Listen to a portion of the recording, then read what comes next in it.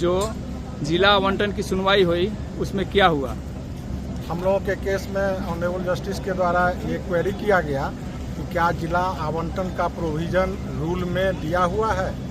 तो हम लोगों के द्वारा बताया गया कि रूल में जिला आवंटन से संबंधित कोई प्रावधान नहीं है और एडवर्टीजमेंट आया उसमें भी कहीं जिला आवंटन की बात नहीं थी। जब काउंसलिंग हो रहा था उस बीच में जिला आवंटन के लिए डायरेक्टर प्राइमरी एजुकेशन महोदय के द्वारा एक लेटर निकाला गया और सभी डीईओ साहब को कहा गया कि आप सभी सक्सेसफुल कैंडिडेट से जिला आवंटन का चॉइस 3 डिस्ट्रिक्ट का चॉइस लिया जाए।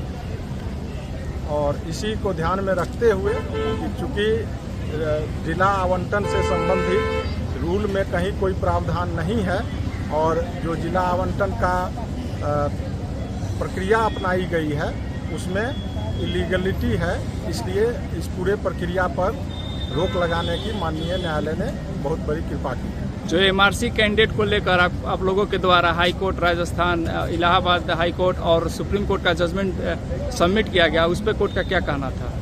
क्योंकि रूल से ही ये कवर्ड था हमारा मैटर, तो हमको सब्सिडरी जो जजमेंट की ज़रूरत थी वो उसकी बहुत ज़रूरत नहीं पड़ी। हम लोग आर्गूमेंट के दौरान ऑनरेबल जस्टिस से ये बताया गया कि हाँ इस संबंध में ऑनरेबल अपेक्स कोर्ट और honourable high court, different honourable high court के द्वारा जजमेंट दिया गया है, इसलिए इसको फिलहाल स्टे रखा जाए और सरकार को जवाब देने के लिए डायरेक्शन दिया जाए। भविष्य में इस केस में क्या प्रोसेस होने की लग रहा है? जैसा कि रूल में कहीं कोई प्रोविज़न नहीं है कि डिस्ट्रिक्ट का आवंटन 3 डिस्ट्रिक्ट का चॉइस मांगा जाएगा, तो इस आधार पर ये जो प्रक्रिया डिस्ट्रिक्ट चॉइस की मांगने की जो प्रक्रिया है वो इटसेल्फ इलीगल है।